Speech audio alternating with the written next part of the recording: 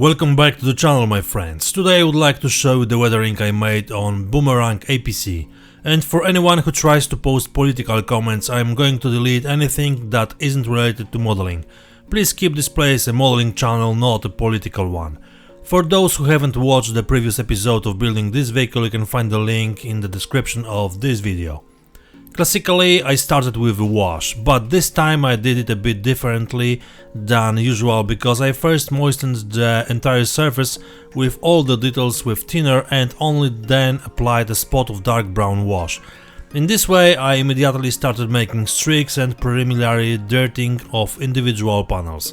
It's not complicated and it's worth trying to know what type of effects I am talking about. You can also use this method on individual panels to build contrast. As soon as I finished the wash, I started to polish the screws heads, of which there are quite a lot on this model. Generally, in this model I decided to move away from the standard painting of chips and do them only with a soft pencil. By design the vehicle is quite freshly painted and spends more time in the garage than in the field, so the level of damage to the paintwork shouldn't be significant. In addition, a great advantage of working with a pencil is the possibility of erasing it with an eraser without leaving marks and drawing again.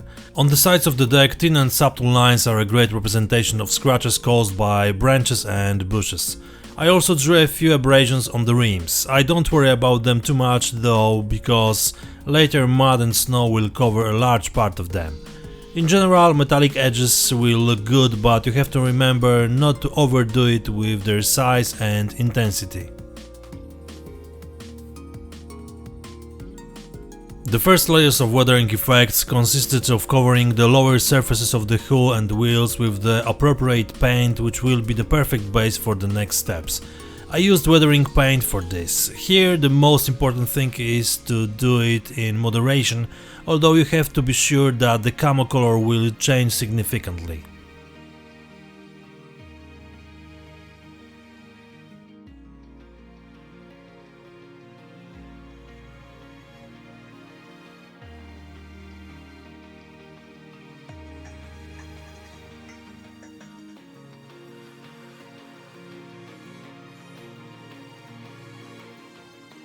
Especially for this model I prepared a color mixture of several pigments to prepare a standard color of dry and light matte.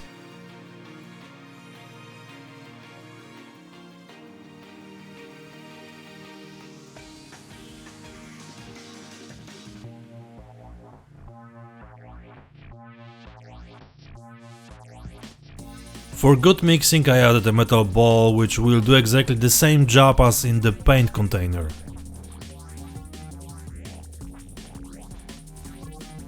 I first soaked the surfaces on which the dry pigment matte is to be in white spirit, which acts as a base fixative.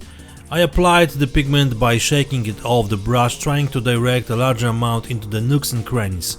I again soaked the surface with white spirit so that the pigment would stick well where I put it. Speeding up the drying with a hairdryer helps to shorten the waiting time. At the same time, the air blows out the unsaturated pigment and reveals places where more of it needs to be applied. The bottom of the hull is always swept by grass and uneven terrain. Here a piece of sandpaper and a toothpick worked well.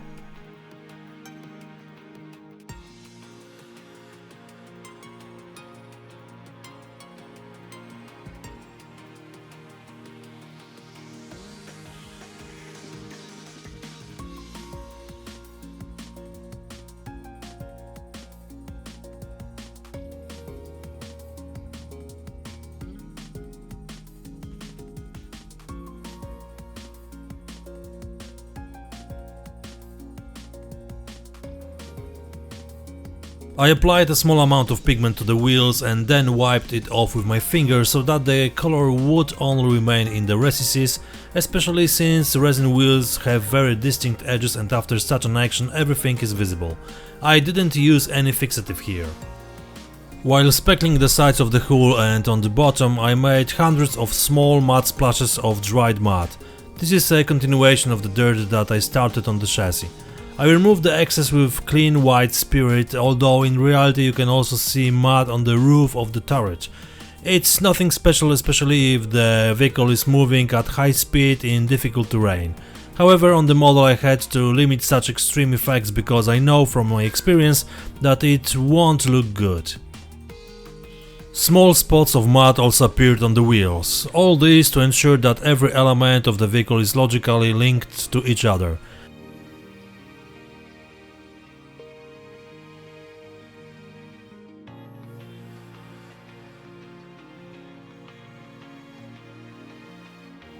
Still working with pigments, I started applying dust in the nooks and crannies on horizontal surfaces. I used all the construction elements to properly distribute the pigment on the surface. I started on the rear part of the vehicle, gradually moving to the front.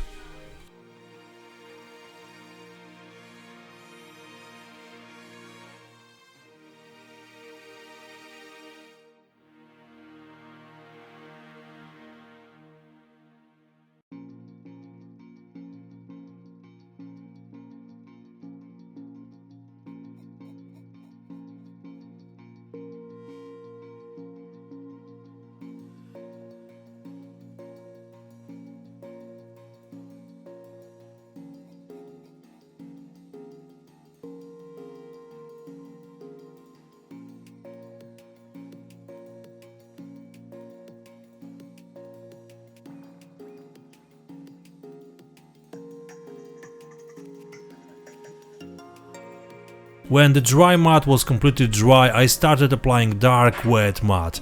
I didn't completely cover the previous layer, but I tried to leave about 1/3 visible. In this way, fresh mat appeared on all the elements that I had previously covered with mat. Right now I'd like to mention my super patrons. It's become my tradition, but believe me, these are people worth mentioning in every episode. Massive thanks guys for your support. The people who help me the most are Bulldog09, Christopher Obarski, Dale H. Son, Dan Dubois, Dan Majszak, EMT364, Eric Kirwan, Hans Zub, Peter L. and Steve Ankin. But the people listed just now are also my great patrons. Please don't forget that you can be one of them. And I realize it's not easy these days, but if you have a few bucks you could drop in my cup, that would be great. Thanks! Oh, and one more thing. Remember that if you join for free you probably won't be able to view my work. Better try the 7 days free trial, which will give you many more possibilities.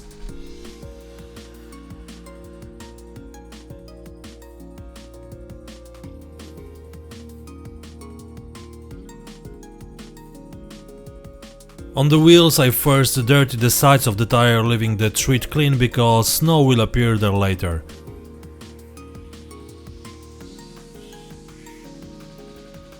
After the dark mud had dried, I added some pigments to the sides of the tires and started painting wet effects with glossy varnish.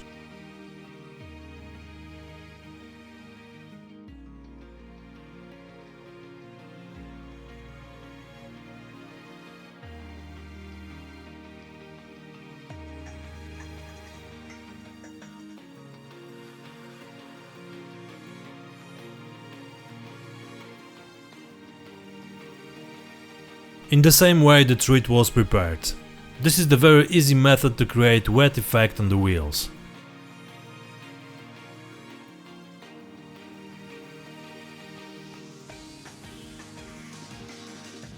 After it dried I started applying snow, which I pressed between the tread blocks. When the entire wheel was properly filled, I wiped off the excess with a tissue. As a result, the wheels look exactly as I planned, with snow tightly packed as if they'd driven through a very snowy area. Having the container with snow already opened, I started to apply it to the sides of the hull. In this way I built another layer that had accumulated on the sides, and of course I left the appropriate amount of previous layers visible.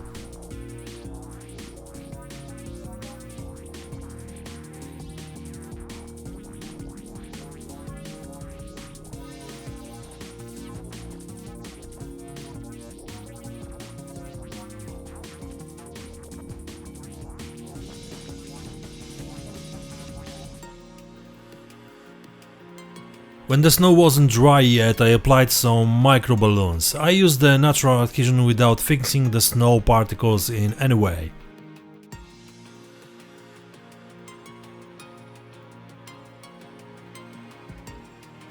I also used some wash to highlight the edges of the snow. Thanks to its structure, some of the wash soaked into the snow, giving it a grey color.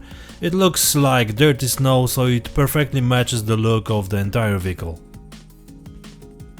I used CA glue to glue the wheels. There is no other option because gluing resin and plastic in any other way will be rather impossible.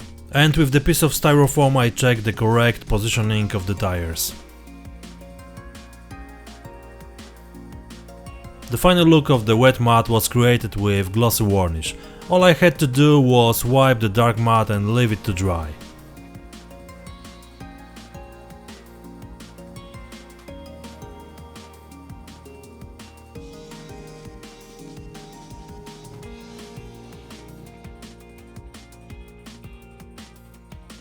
Finally, I painted the traces of spilled liquids using the wash from the beginning of the weathering stage.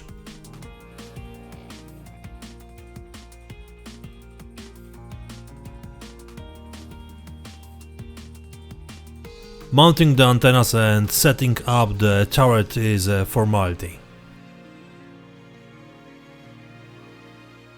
To sum up, have you seen an equally awesome boomerang anywhere? I don't think so. I haven't seen many models built. I think that talking about how cool a model is doesn't make sense because everyone can see what it is. Besides, I don't have any inspiration for creating word structures today. Let's just say the standard ending. So if you had a good time watching it, please like, comment and subscribe to the channel for more videos with my projects. As I said before, you can also consider joining to my Patron group because you can find their daily reports from my workshop, even if I don't broadcast regular videos on YouTube. Please remember that your support if you join is highly appreciated and helps me do what I do here at Kodimos.pl. Thanks to this I will try to give you some interesting content to keep you informed and entertained. In the next episode I will show you some World War II subjects, so stay tuned. That's all for today, see you next time, cheers!